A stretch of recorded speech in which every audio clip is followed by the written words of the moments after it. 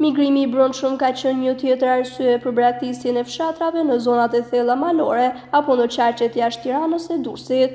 Shumë banorë të fshatrave të Dibrës janë zhvendosur me banim në Durrës apo Tiranë.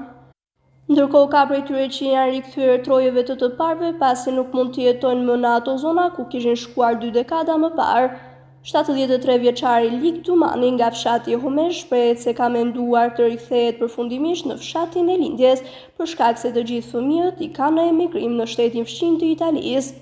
Arsyeja e rikthimit këtu sipas Dumanit është jo vetëm se është vendlindja, por edhe sepse ka ajër të pastër e mundësi për të kaluar vitet e pensionit dhe duke u marrë me frutikulturë.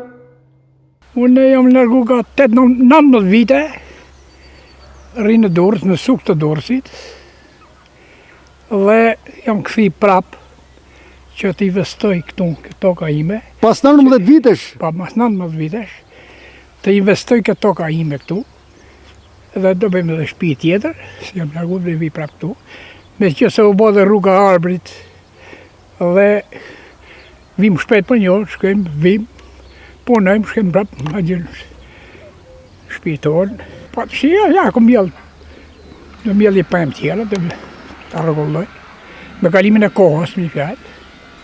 Pitë punë në Itali, me fëmije, ka bje shtëpia dhe në Itali. Unë morë 214.000 lek pension. Fillim kam dalë me 153.000 lek, kam përpunu në proponim dronin, në pratë. Po të shte pra, diplesi, në lymën edhe fëmijë, por. Se ka qërë edhe pensionet, edhe ato të se ka sikuracion një midherë dhe, faktikisht.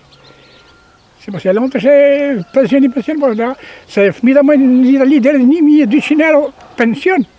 Nga mërë shteti djekë i ka paga. Se sa 1.500 euro pensioni, po dhe në gjithë se ka dherë siguracion.